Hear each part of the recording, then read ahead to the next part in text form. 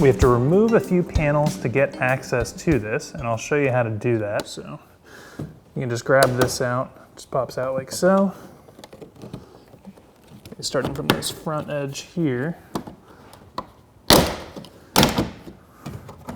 This whole panel will come out, at which point you have the leverage to separate that panel there. There's a little slot here that this slides around. You don't actually have to remove this in this case. Let's see, you can actually leave that in place as well. We did take it off on the other side. I don't believe it's going to be necessary. There's two Torx, again, T20 screws right here that will have to come out for us to get this plastic panel out, which I need to pause and grab the tool to do that, and I'll join you with these two removed. All right, so we've removed the one Torx T20 bolt here. There's another here. They'll be easy to see. They're silver headed, and they're on each side of the seat belt. And you may, depending on your size, elect to go sit in the car sort of on the subwoofer enclosure to do this. Unfortunately at 6'3", that's not really a workable option for me, so you end up kind of working from the side here. It's not too bad though. And then just make sure you don't drop that screw. So with those out, this panel is ready to come out. And we will end up removing this here. So there's a clip like that, and then it just slides down. And then this whole panel kind of wiggles its way free. All right, so for the rear subwoofers, you'll have to do everything that we did so far to get access to those rear tweeters and mid-ranges, as that allows the subwoofer carpet to come up. And we're not gonna fully remove that today, just as it's not really necessary and has you doing a bunch more disassembly in the front of the vehicle that you don't have to. So with everything that we've removed there, there's actually just a couple things to do back here. Now you're gonna see these additional connections and this additional wiring. This vehicle has an aftermarket air suspension system. That's what those are for. You're not gonna see any of this either. You will see these couple modules. Just so you're aware, that's not gonna be in your vehicle. So all we have to do, this trunk piece of carpet just lifts out of the vehicle. There's literally nothing to it. And with that removed, we just have to take out this plastic clip in the center, which I'll show you up here. So that you'll just come in from the side. This lifts up. That allows that to compress, it'll slide out. So with that out, this lower carpeted panel will actually slide directly outwards towards the rear of the vehicle. It's held in by a series of clips across it that will just have it slide out, as I said, so directly towards the back. And due to the custom suspension on this vehicle, what I can't show you today is that piece removing as the air system is tied into it. But there's another clip of the exact same style, centered, holding the carpeted panel for the subwoofer enclosure up here. It's, again, dead center like this. It's just where my finger's pointed to. We've used a bit of movie magic that's already removed. So that's out of the way. So the next thing we want to do here is go ahead and just remove these grills. They just pull straight up and out like that. Again, just a series of clips running around on them. That's okay if that separates, that gets pinched together when it goes in. And now the subwoofer carpet can actually lift up. It's going to be held in by these side panels. So what you'll kind of have to do is push past those and lift upwards. So all we have to do here is there's these 4 silver metal screws going around the perimeter of the subwoofer, which are holding it in. We'll go ahead and remove those. They're Torx T20 again. And I'll join you back, as at that point, we're just gonna unplug the subs and then slide them out towards the rear here. All right, so we've went ahead and got all of the screws out of here. Again, they're Torx T20 head screws. There's 4 of them around the perimeter of the subwoofer. We use the angle driver to get them out just as the clearance is tight, and you can manipulate the carpet up and down as needed to give yourself some extra room there. At this point, it's time to pull the sub out. So what you can do is just grab on the magnet itself and get it loose. Then we'll have to slide it out over here, like so. And then there's this plug here that I want to show you guys, and obviously this is a little awkward. You may find it's easiest once this is removed to put the carpet back in, sit in the trunk, or if you're smaller than me, go from the other side. But with this out here, you can see the plug, and there's this little notch here that if you push inwards towards the wiring, allows it to release. Let me see if I can show that again. So it's that little tab there, just that inner piece moves up. We have our Bavsound subwoofer here, obviously a little bit nicer looking and much better sounding than that factory sub. So we're gonna reach down and we'll plug that in. And you wanna make sure not to put too much tension on the plug. And it's okay if it pops out. We'll be able to plug it in once it's in there. You can sort of sneak it in and align that.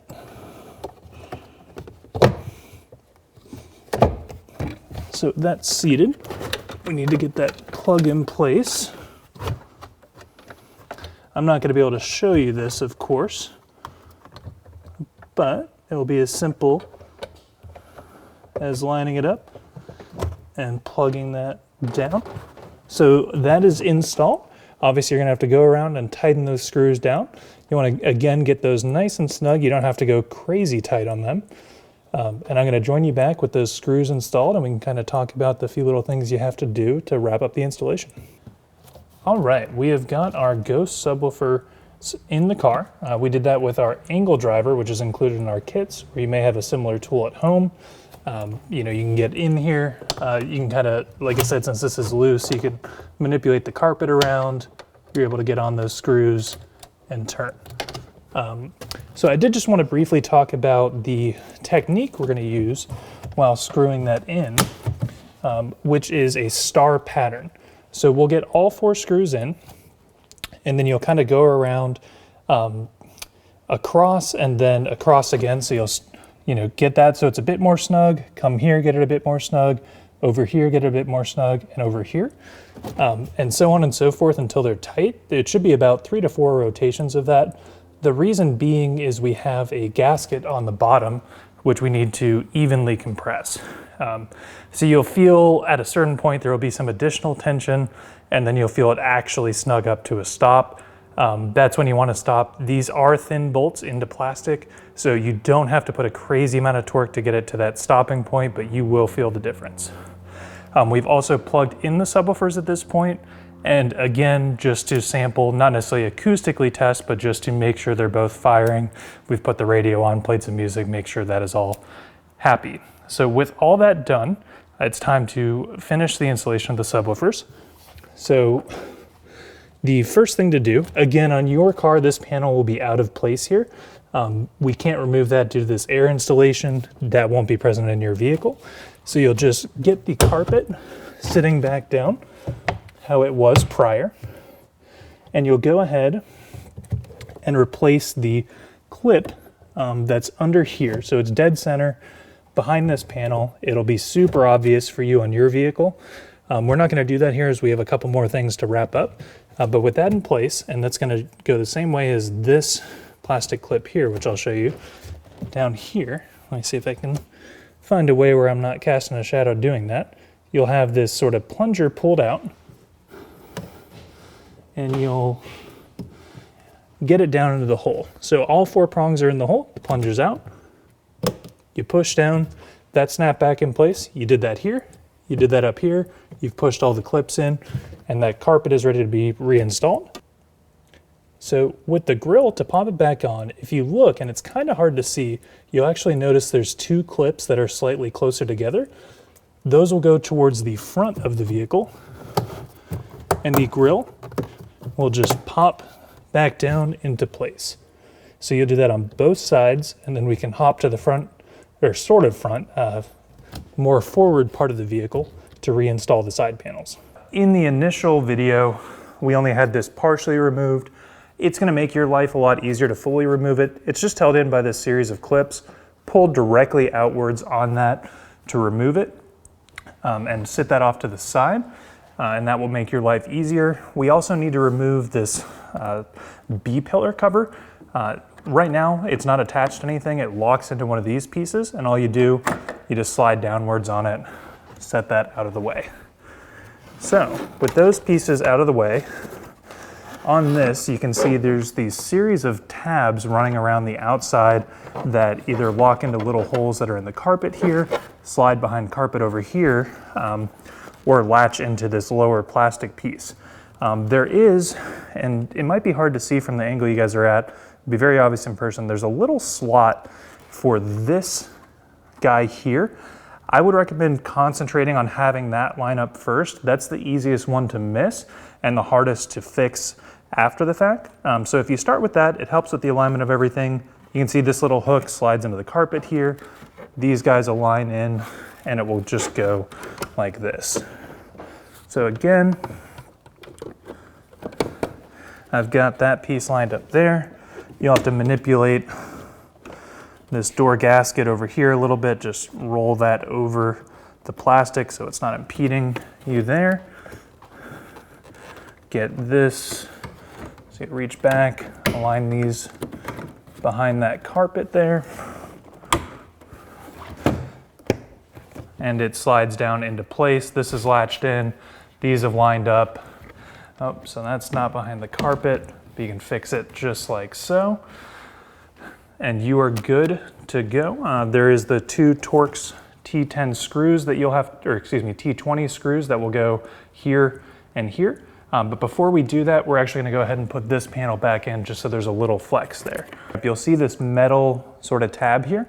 This piece actually would go on the outside of that, not behind it. So I was just hung up there, which is hard to see. So just kind of wiggle that around.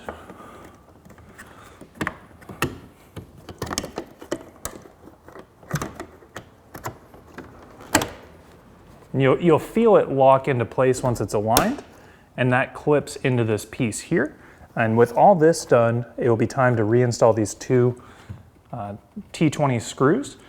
So we'll go ahead and pause. Again, make sure not to drop those down there, and I'll join you back and I'll show you to get the rest of these panels back on. So with that panel in place and the two Torx T20 screws bolted down, it's time to put this upper panel on. We do have to slot our seat belt through here, and this is a good time to emphasize we haven't removed this. This shouldn't be pinched on anything right now. Just make sure there's smooth operation still. It's not hanging on anything. There's no folds in it. And then we'll go ahead and slot that through like so. There's this little slot on this piece here, and it just slides through and up and in. And then we'll go ahead and align this. There's all these plastic tabs. We have the two plastic clips, and everything will kind of work its way into place. So once that's in, we'll check that seatbelt alignment one more time, just as that's the most important thing we're dealing with here. Not that there's too much to it, but that's just something you really don't want to get wrong.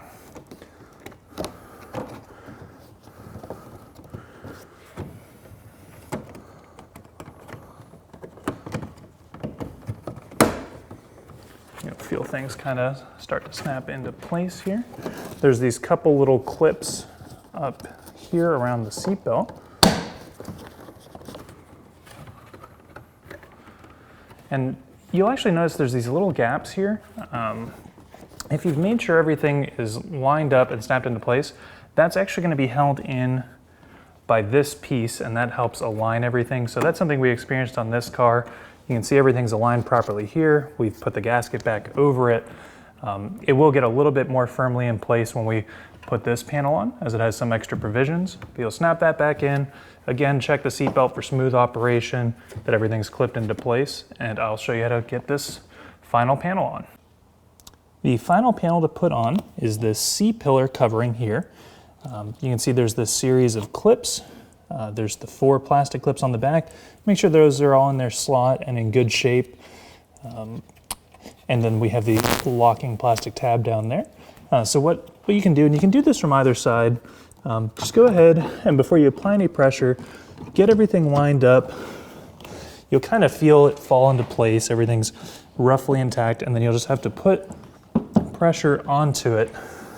You can also manipulate this gasket here just so that's not impeding things. You have to put pressure on to pop those clips in.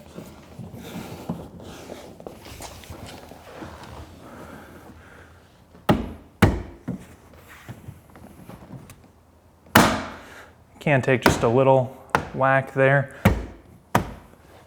With this panel back in place, all the clips are popped in. We have everything fitting just as it did when it left the factory, and you are ready to enjoy this speaker upgrade that we just installed. We're gonna hop on up to the front of the vehicle, go over some sound settings, what you can expect from your first few hours of listening, and talk things through. And this is a good time to mention, as you've probably noticed, to get to these rear speakers, we're doing a decent bit of disassembly.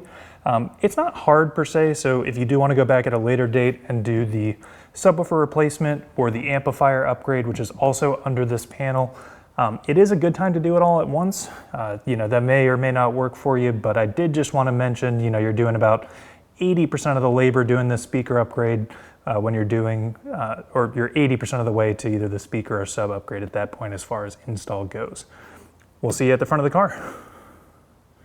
We've just installed all the Bavsound upgrades, and it's time to talk about what you need to do now that everything is in the vehicle. The first thing to talk about, everything does have a 10 to 20 hour break-in period on it where you'll notice the dynamics change. Things will really open up, especially on the subs. You'll get a lot more output out of them after that period. It's normal that things will sound a little muted right now. They just need to break in. On the radio itself, there are some settings I want to go over. These are accessed by hitting the menu button above this. I don't know what Toyota's calling it. In BMW, this is the iDrive controller. So we'll click that menu button. You'll click on Media/Radio and scroll down to Tone. So in here, you have a variety of settings. We have this full band equalizer. You can actually see this is set. This had the factory speakers in it before. I would recommend set everything to flat initially and through the break-in period. Once you're out of that, if you want to go up, 1 to 3 notches on any of these to your personal preference, that's fine. We recommend starting flat and listening like that. When you first hear it, it will be a little jarring compared to what you may be used to. But I think over time you'll find it's actually a pretty decent signal they have from the factory, and that EQ is not the best out there, so the manipulation can actually cause undesired effects. As far as treble and bass, same thing. We recommend starting flat. You can go up or down about 1 to 3 notches depending on your ear. Surround is going to be preference. That's basically the difference between having an accurate soundstage or adding additional fill to the rear speakers.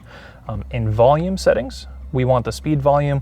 We actually want to turn that all the way down. What that does is as the vehicle speed increases, it basically creates a U-shaped curve where it boosts the bass and treble.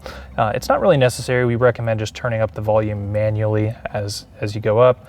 The parking sensitivity and gong, again, personal preference. I like that all the way down, just as sometimes that's a bit annoying. Again, whatever you want there. And then the microphone and speakers you'll have to set during a call. With all that done, you are ready to listen to these Bavsound upgrades, break them in over the next 20 hours, and enjoy beautiful, improved sound in your Toyota Supra. And man, I'm excited for you guys to hear the improvement and just how good this all sounds.